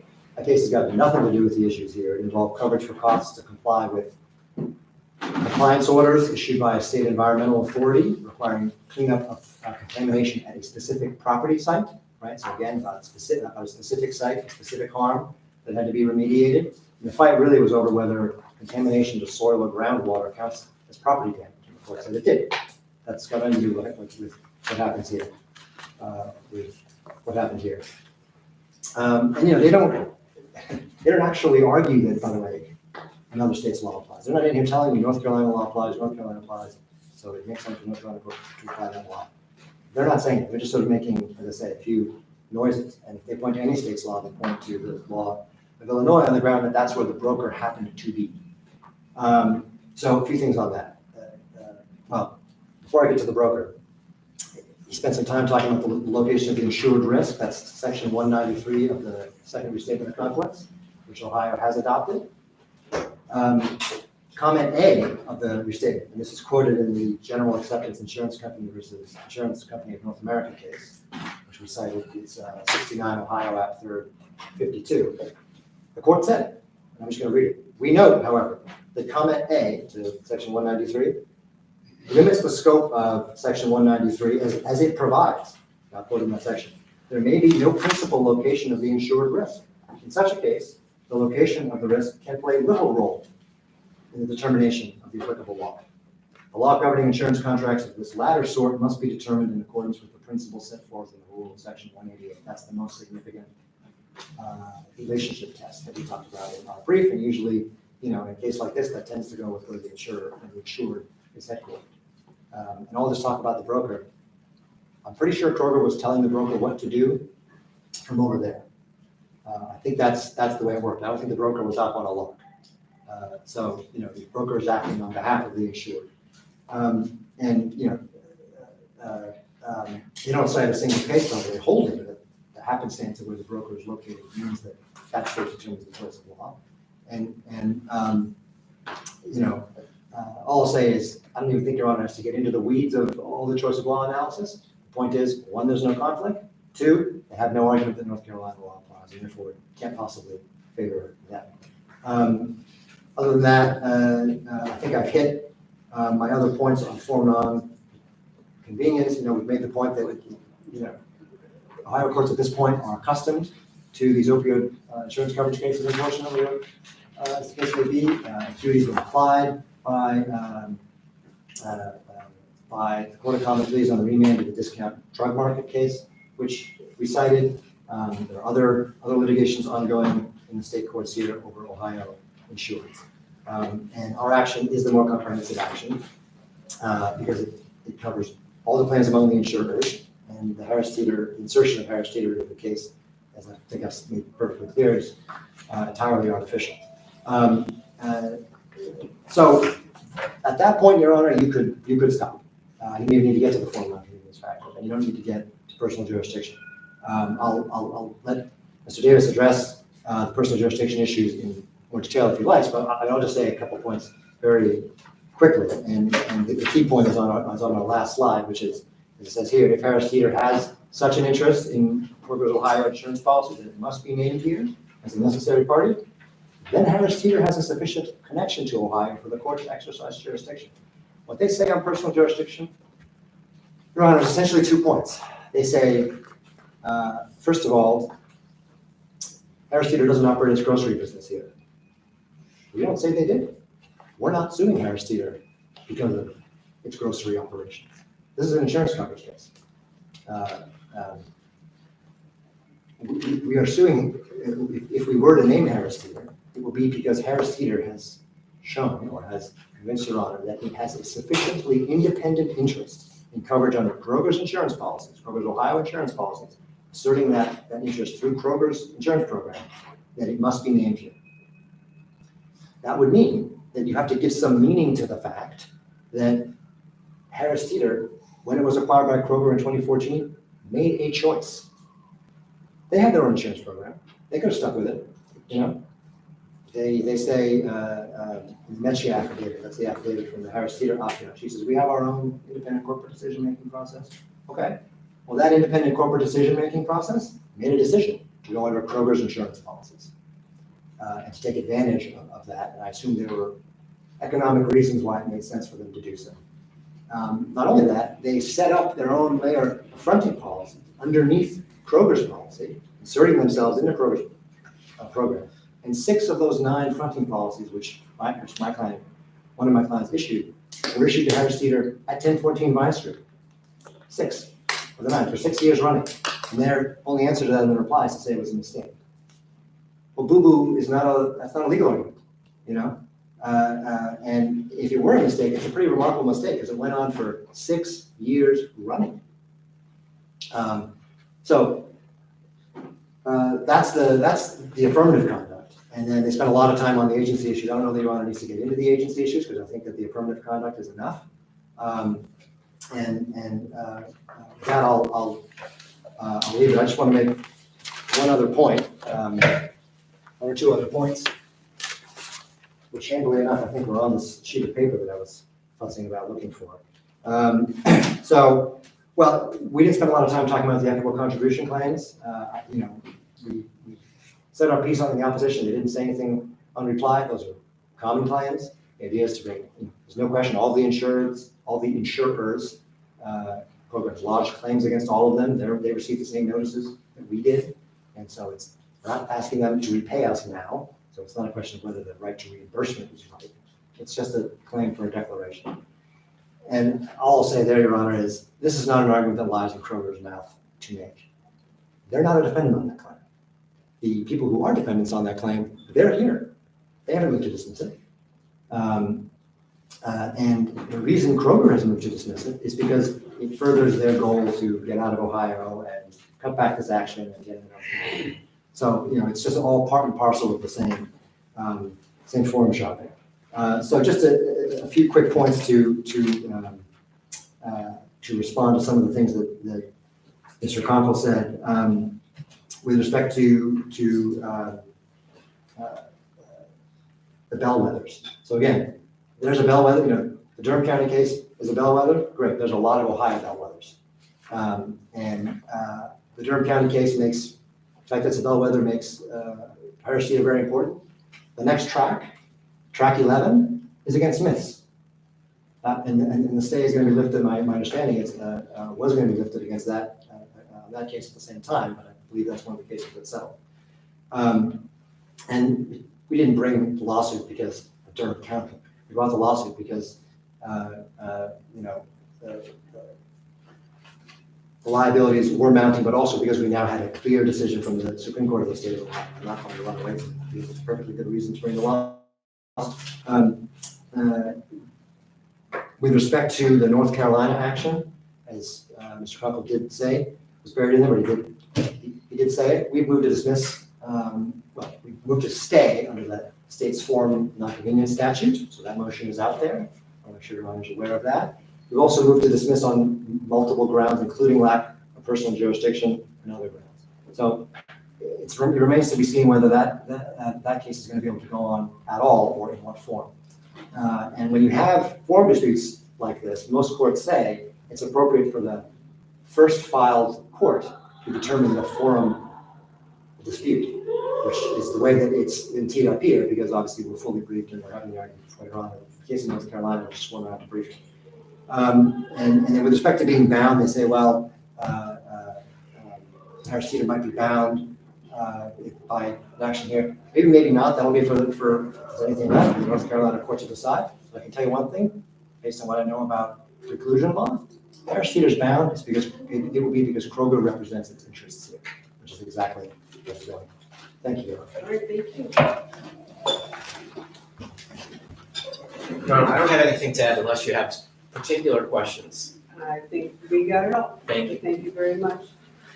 Counsel? Thank you, guys. I think I want to start with the head notice. Tobin National Union head notice. On slide 5, they point to this. The Kroger company, First line? their slide 5. The Kroger company provided notice through brokers that were outside of Ohio to its insurers of these underlying suits, including the Durham suit, which is what's listed here. What's described in that column, Kroger, is the Kroger company, KLPI, which is Kroger Limited Partnership 1, and Kroger Limited Partnership 2, Harris Teeter LLC, and then the other Harris Teeter Supermarkets Inc. company. Those are all defendants in Durham. Insurers got that notice from the Kroger company. They didn't get it from Kroger Limited Partnership 1. They didn't get it from Kroger Limited Partnership 2. They got this notice, and that notice also provided that they should look at any other applicable policies they have for the lawsuits. Some of these insurers have applicable policies that insure Harris Teeter. So the fact that Kroger Company gave notice, I guess that's interesting. They had notice. What they chose to do in this case, they asked one question. They said, what's Kroger Limited Partnership 1 and Kroger Limited Partnership 2's corporate relationship that's cited in our briefs? They did ask some questions there, but they didn't ask about Harris Teeter. So the fact that you're getting notice from the parent doesn't really move the needle here. The question is, does Harris Teeter have a legally protectable interest in constructing the policies that are issued here? They had notice of it. They had notice of Goldtree or other policies, including the Harris Teeter policy. They didn't bring those policies into this action. And they did bring Kroger Limited Partnership 1 and 2, Ohio companies here. So they knew how to read a notice and understand that subs might have independent liabilities that are additional to the underlying litigation. They didn't raise that. Harris Teeter does, and it is a much more compelling interest that when you look at the opioid lawsuit complaints, sure, Purdue started something in the mid-90s, but when you're talking about a grocery chain and the allegations about when did the opioid mass addictions, et cetera, go up, we cited a lot of this through our briefs right here. It's 2000, and then it's, the numbers, you can look at the whole thing. The liability that's definitely at the bellwether in Durham is about a lot of conduct in 2000 to 2014, okay, which is all Harris Teeter conduct. And so it has a compelling interest in when it's pursuing that to go get recoveries in North Carolina. We don't know how that bellwether is going to shake out in terms of the facts and if both defendants can defeat it. The fact that they are sharing counsel is not an unusual thing, and it doesn't really point to anything, and it doesn't point to any of the legitimate questions about jurisdiction here. Because the jurisdictional questions is, did you transact business here in Ohio, or did you contract to insure your Ohio risks here? Neither of that has happened. So there is a bit of conflating and moving things, and that this must be all manufactured. But when you're in a bellwether, you look for what assets you have, and you go try to protect them. And that's what Harris Teeter's doing. In that bellwether in North Carolina, it may be that the activities that Harris Teeter had, because it had a big presence in North Carolina, that's its home. In Kroger's, I don't want to prejudice my clients, but who knows how the facts will shake out of that. It may be that Harris Teeter's is the big liability potential in that case. If that's the case, and it has not got its own case to figure out how the law should apply to the policies that apply to that, it's out of something. It doesn't have, its interest can't be protected by Kroger completely. Because sure, on construction, you can kind of argue certain things, but the actual liabilities that are going to be applied to the coverage are going to flow from whatever happens. Smith and Fred Meyer, 1998, they required that. None of the conduct is really, it's alleged at issue in the underlying opioids, is that these particular grocery chains were really creating a public nuisance in 1998. It builds, they say late 90s, so 2000, when you actually look at a lot of the complaints, it's there. And it's 14 years for Harris Teeter. So it has a much different situation, much more compelling interest. It has a legally protectable interest that the council didn't address. He said that the cases that deal with this are only when people are competing about how to construe things. That's not Mallory. Mallory's construing a statute, and because of that same, it's a legally protectable interest that if you have a right under a contract and it's going to be construed somewhere, you get to go construe it, or you get to go seek a court to do it. That's what is animating and consistent with the cases that we pointed to in Carter and Nicholas. Some of them weren't competing. One insurer's obligations depended on if another insurer had coverage. Sure, that's competing, but what was at issue was construction of the policies at issue. What's in, what's out.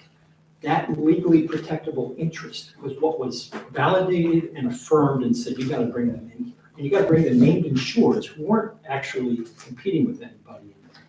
Same with statutes. So when I said the notice, I don't mean to do this, I just want to make the record clear. the notices that said, go look for other policies, that's Banowski Exhibit 5, it's a June 7th, 2021 notice from Marsh. It's plainly saying, Kroger Company, we got a bunch of subs in the underlying cases, go look for other policies that you have. And this is typical as well. None of those actions inform, did Harris Teeter purposely avail itself of conduct in this jurisdiction? It did buy the policies. It didn't buy policies that insure risks in Ohio. But in fact, we asked the policies from Kroger, right? Didn't acquiesce to policies per se. I mean, the test in BP Amico was those companies actually affirmatively did something more. They just didn't buy policies because, and I just would go back to our slide 16, two cases that we cite there. The mere existence of a contract in Ohio isn't enough. So there's a contract in Ohio. You actually had to have done something affirmatively, or you had to have control over an agent and do something. In LOMC, which they just want to say there's a defunct insurer, and that's a factor in the case, but definitely the reason in that case was the broker was actually in Ohio, and the insurer was, but you outside non-resident didn't do anything, had nothing to do with that placement. So there's no personal jurisdiction over you. It's the Ohio Court of Appeals, pretty compelling decision. I would respectfully submit on that. But that was actually a big part of the reason there, and also found there was more convenient forum. And the same with the Simmons v. I think it's Buddy, the case there that we cite on slide 16.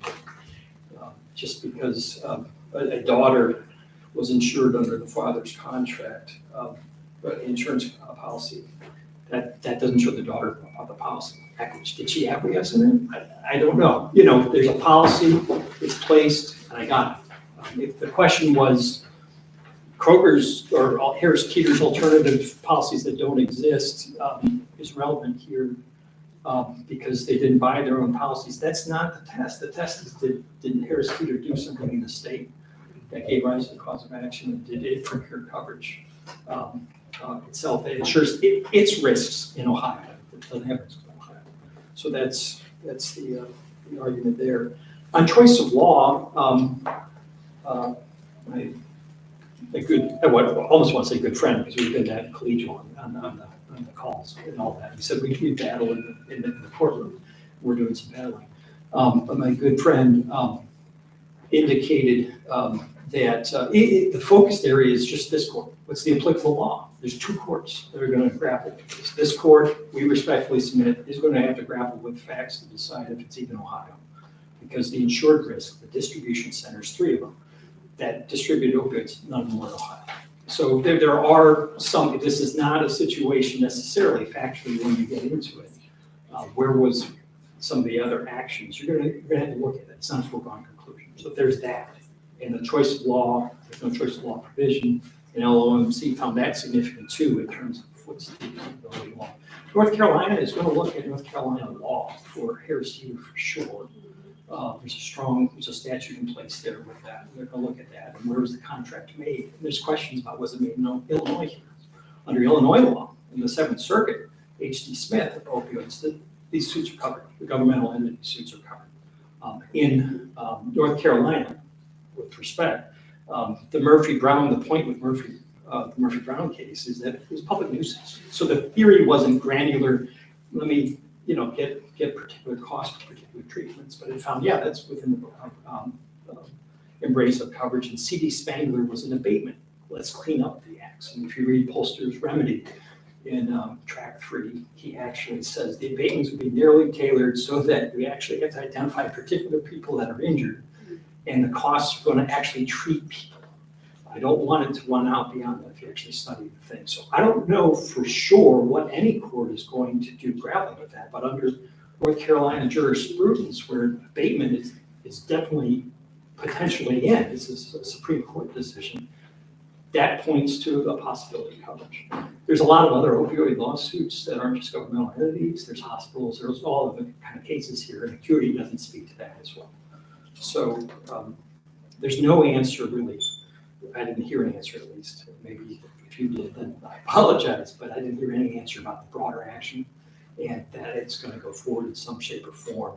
And that's a compelling factor, that that's the most convenient form when you weigh everything else. Because their argument is that, okay, it's Ohio because Kroger's here, natural form, and applicable law. That, I've already discussed the applicable law. Those aren't that strong, but the compelling argument that was look at it in OMC is that there's a much more comprehensive action. Everybody has a legally protectable interest, and that is the case. It's not a practical interest. There's parties that can go to court under the statutes to construe the contracts, and so there's a legal right there. So with that, I'll Very good. thank you. Thank you. May I come up very quickly? Very quickly. Very quickly. I want to wear out my welcome, but just a few very quick points, and thank you, Your Honor, for all of your time. With respect to this decision of Smith and Ted Meyer, they said, with a pharmacy, you start in the 2000s, so before that it's irrelevant. I just want to point out their amended complaint in North Carolina, which I think is in the record here. If you look at paragraphs 71 and 72, they identify policies that they are putting at issue, issued to Harris Teeter, from one of my clients, federal, and they start in 1995 and 1994. So I don't think that, but it doesn't really matter, because at the end of the day, the necessary party argument is about the shared policies. That's the key, and as to that issue, they're situated the same way. With respect to, whether Harris Teeter acquiesced in Kroger's insurance program, surely it did. And it's important to note too that the notices from Kroger, they said, well, the notices said any other applicable policy, or go find other policies. Of course, they also specifically identified the insurance policies, and they're all Kroger policies. And insurers don't just leave it to chance. They tell you which policy they're talking about. In the last point is in North Carolina, as I said, it's not a foregone conclusion that action is going to go forward. We move to stay it on forum grounds. We move to dismiss it on personal jurisdiction on other grounds. All of the other insurers, those insurers in the North Carolina action who only insured Harris Teeter, he said, importantly, they're not subject to jurisdiction here. They have all filed affidavits in North Carolina stating that they consent to jurisdiction in this court if it's necessary. We don't think it is for all the reasons that we've said. Harris Teeter is a sideshow, but if necessary, they can be here.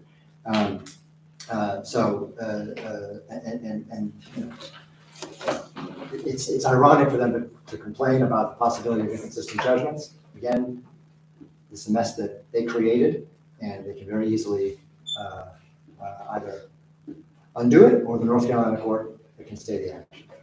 Thank you. Well, thank you very much, fellas. I'll figure it out quickly. Thank you, Your Honor. All right. Yep. I'll get Thank back you to very much, Your Honor. All right, safe travel.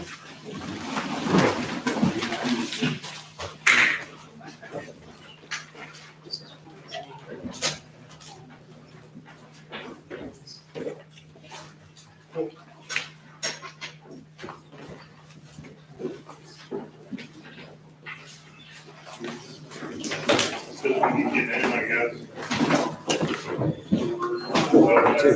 Yeah. It's fun. Yeah. When you look at your watch and you realize you're up there for an hour. Yeah.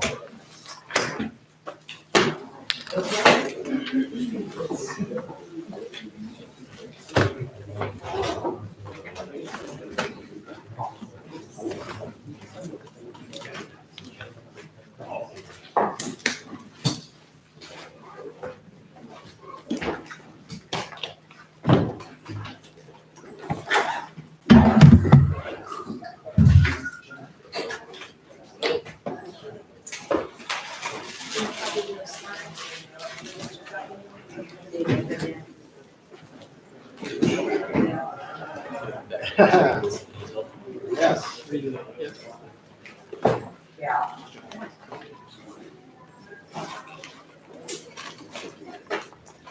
you think they need some songs that are more compared Take a jerky drink. Well, I do know what this. I don't know. One of you said it. Okay. Take care. Bye. They do. Yes. For today or? Yeah. You will. If you, I mean, she didn't, she only took the people that talked unless you want to put it in. I mean, yeah.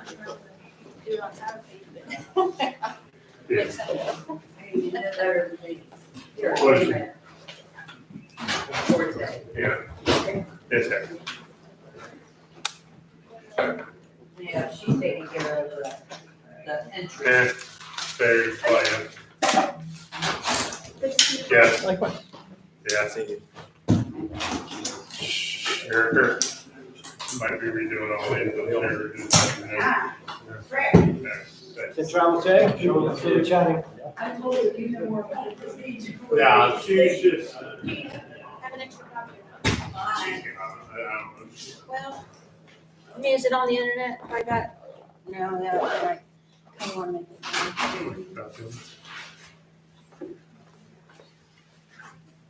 Take care, guys. Safe trip. Thank you, appreciate it. Oh, isn't he adorable? Miami. Yeah, he's good. They have, they already have their spring break service. I don't know, he said that. With his girlfriend. Yeah. Did you know her? She's real sick. Yeah. For 4 days, she just started getting chemo. And, she's only gonna get 4 of them. And then after that, 12 radiation. No, she's doing some kind of cold pack. It's a cold pack on her head, Okay. so it won't kill the roots of her hair. So I don't know, I have no idea. We researched it to see what's gonna happen. But Becky told me she lost her eyebrows and her hair and her nose. So I'm sure what's gonna happen. Gina lost her hair. I saw Gina's hair, it's real curly. Her hair's real pretty. Yeah, I know, but she had, yeah, it was great, see, I think I saw it great at the back. But I think she told me hers was great too, Becky. But Becky, you know, when we saw her, she was always never complaining or anything. But Bernadette hasn't been for 4 days. Oh, God. So Paul said she called for some medicine, so I hope she gets the supplements or whatever they were giving them. I don't know. So we'll see what happens. I think she'll be all right. They got them out quick. I mean, they were like 2 little blueberries. And there was nothing other than with the plans or whatever. Says, hey, did your sister take a vacation before she's coming back? Yeah, she's coming back June 1st. She's leaving tomorrow for Florida, Oh, and good. then North Carolina, and then Charleston. Where's she going, North Carolina? Her daughter's, or her stepdaughter lives in, where she's living in Wilmington. Oh, it's just looking at North Carolina.